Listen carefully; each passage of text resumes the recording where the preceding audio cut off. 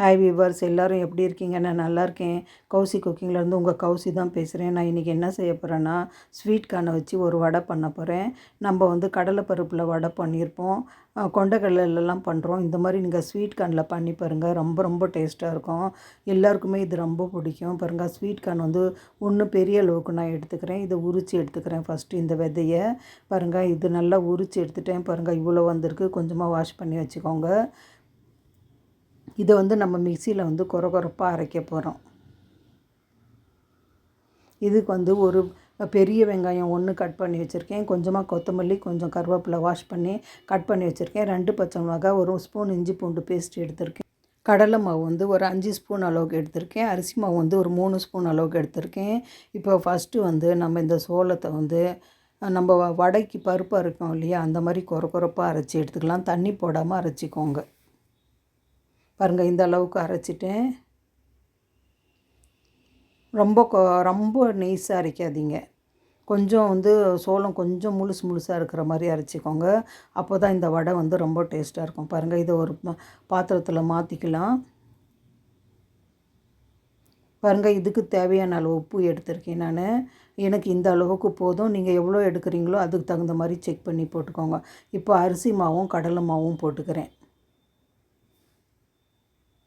Cut பண்ணி வச்சுருக்கிற வெங்காயம், கருவேப்பிலை, கொத்தமல்லி, பச்சை மிளகாய், இஞ்சி பூண்டு பேஸ்ட்டு போட்டுக்கலாம்.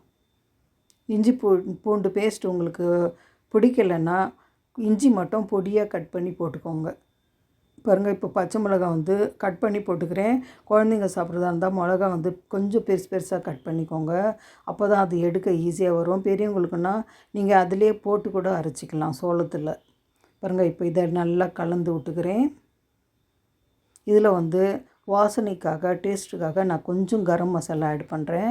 ஒரு 1/2 ஸ்பூன் அளவுக்கு. உங்களுக்கு வேணான்னா ஸ்கிப் பண்ணிவிடுங்க.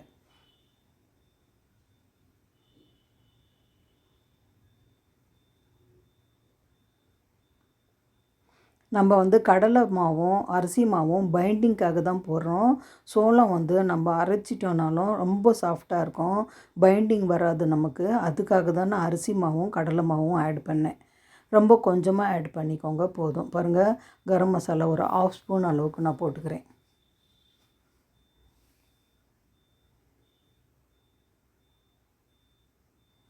நல்லா கலந்து விட்டுக்கோங்க. இது நீங்கள் அரைச்சிட்டிங்கன்னா உடனே செஞ்சிடணும்.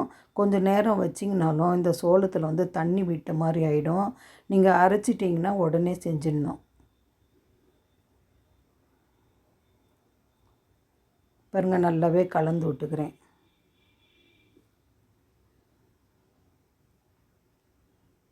அவ்வளோதான். இப்போ வாங்க செய்கிறத பார்க்கலாம். பாருங்கள், அடுப்பு பற்ற வச்சுட்டு இந்த மாதிரி பேன் வச்சுக்கிட்டேன். எண்ணெய் எவ்வளோ பொரிக்கிறதுக்கு தேவையோ அந்த அளவுக்கு போடுங்க. ரொம்ப அதிக எண்ணெயெல்லாம் போடாதீங்க, இதுக்கு எண்ணெயெல்லாம் அதிகமாக குடிக்காது.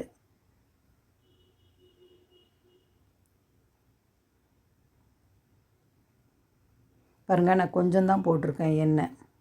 இது நீங்கள் ஷாலோ ஃப்ரை கூட பண்ணலாம், டீப் ஃப்ரை கூட பண்ணலாம். உங்கள் இஷ்டம் தான். குழந்தைங்க சாப்பிட்றதா இருந்தால் டீப் ஃப்ரை பண்ணிக்கோங்க. பெரியவங்களுக்காக இருந்தால் நீங்கள் தோசை தவா அடுப்பில் வச்சுட்டு அதில் கொஞ்சம் ஃப்ளேம் குறைச்சி வச்சுட்டு கொஞ்சமாக எண்ணெய் போட்டு செய்யுங்க. அதுவும் டேஸ்ட்டாக இருக்கும். பாருங்கள், நான் இன்றைக்கி வடை மாதிரி தான் செய்கிறேன். பாருங்கள், எண்ணெய் சூடாகிடுச்சு. ஃப்ளேம் கொஞ்சம் மீடியமாக வச்சுக்கோங்க, ரொம்ப அதிகமாக வைக்காதீங்க. மேலே தீஞ்ச மாதிரி ஆகிடும். பாருங்கள், இந்த கார்ன் வடை கொஞ்சமாக நல்லா மெலிசாக தட்டி போடுங்க. உங்களுக்கு இந்த மாதிரி கையில் போட வரலன்னா பிளாஸ்டிக் கவரில் கூட நீங்கள் தட்டி கையில் எடுத்து போட்டுக்கோங்க. இது மீடியம் ஃப்ளேம்லேயே ஃபுல்லாகவே வேகணும்.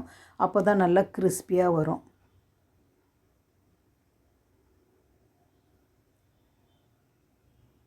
பாருங்கள், 5 நிமிஷம் திருப்பியே போடாதீங்க, அதுக்கப்புறம் நம்ம திருப்பி போட்டுக்கலாம்.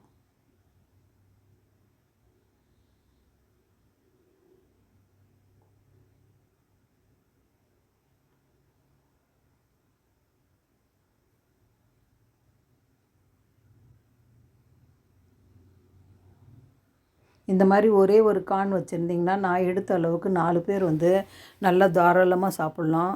ரொம்ப டேஸ்ட்டாக இருக்கும் இது.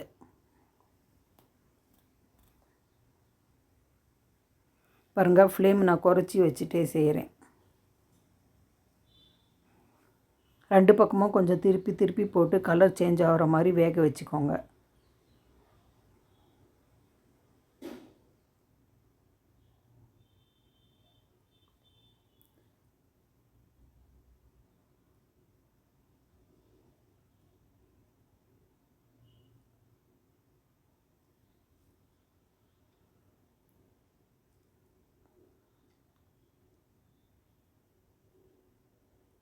பாருங்கள், ஓரளவுக்கு நல்லாவே கலர் சேஞ்ச் ஆகிடுச்சு. இப்போ இந்த ஃபஸ்ட்டு இடி எடுத்துக்கலாம்.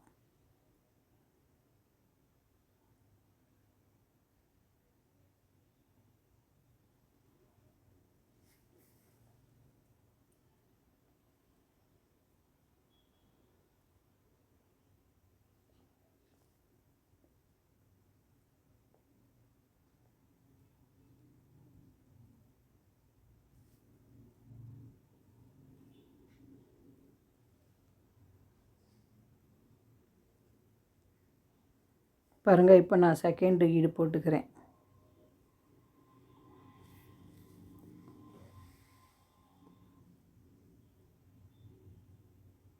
இதே மாதிரி நான் கையிலே தட்டி போட்டுக்கிறேன். உங்களுக்கு எவ்வளோ பிடிக்குதோ பேனில் அந்த அளவுக்கு போட்டுக்கோங்க. அப்போ தான் திருப்பி போட கஷ்டம் இல்லாமல் நீங்கள் திருப்பலாம்.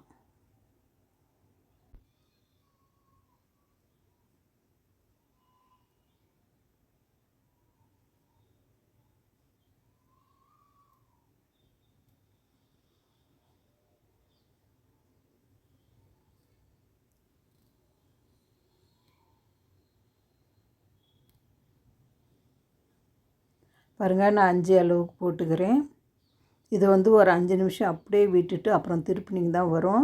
பாருங்கள், எவ்வளோ சாஃப்டாக இருக்குது உங்களுக்கே தெரியும். கொஞ்சம் நல்லா வெந்த வாட்டி திருப்பி போடுங்க.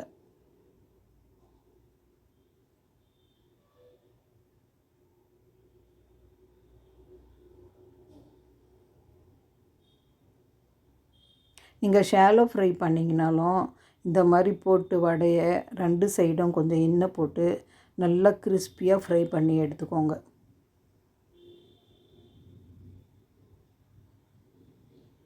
பாருங்கள், இதுவும் வேகட்டும். இந்த மாதிரி அப்பப்போ கொஞ்சம் திருப்பி போட்டு 2 சைடும் கலர் வர மாதிரி வேக வச்சுக்கோங்க.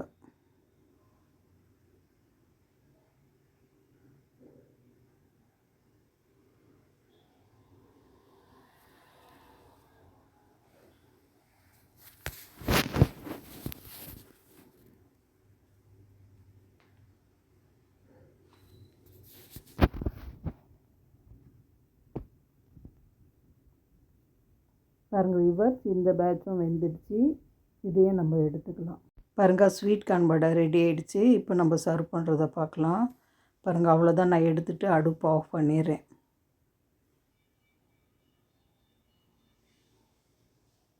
கொஞ்சமாக நான் மாவு வச்சுருக்கேன், நான் அப்புறம் செஞ்சுக்குவேன். ஒரு ஸ்வீட் கார்ன் எடுத்திங்கனாலே 4 பேர் வந்து தாராளமாக சாப்பிட்லாம் இந்த அளவுக்கு. பாருங்கள், இது வந்து சுட சுட டொமேட்டோ கேச்சப் இல்லைன்னா புதினா துவையல் வச்சுட்டு ஈவினிங் ஸ்நாக்ஸாக பெரியவங்களுக்கும் குழந்தைங்களுக்கும் செஞ்சு கொடுத்து பாருங்கள். நீங்கள் எவ்வளோ செஞ்சிங்கனாலும் காலி ஆகிடும். அவ்வளோ டேஸ்ட்டாக இருக்கும் இது. பாருங்கள், நான் உடச்சி கூட காமிக்கிறேன் பாருங்கள். இது ரொம்ப ரொம்ப டேஸ்ட்டாக இருக்கும். இந்த மாதிரி நீங்களும் செஞ்சு பாருங்கள். என் சமையல் உங்களுக்கு பிடிச்சதுன்னா கௌசி குக்கிங் சேனலுக்கு லைக் பண்ணுங்கள், கமெண்ட் பண்ணுங்கள், ஷேர் பண்ணுங்கள், சப்ஸ்கிரைப் பண்ண மறந்துடாதீங்க. அடுத்த சமையலில் பார்க்கலாம். ஓகே, பாய்.